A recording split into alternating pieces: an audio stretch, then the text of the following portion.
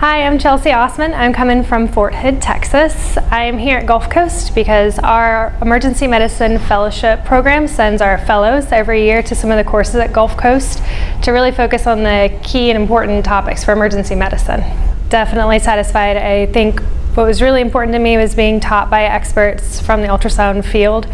Really got to get different perspectives and important tips that I don't get from my maybe emergency medicine training. The hands-on training was super valuable. That was definitely my favorite part. I think being able to have live patients that are healthy, all different age groups, and patients that had pathology they were willing to share with us really helped to solidify what we saw in lecture immediately after in the hands-on scanning labs. I would say definitely get on their online course calendar, pick one, and then save it because you'll be signing up for more afterwards.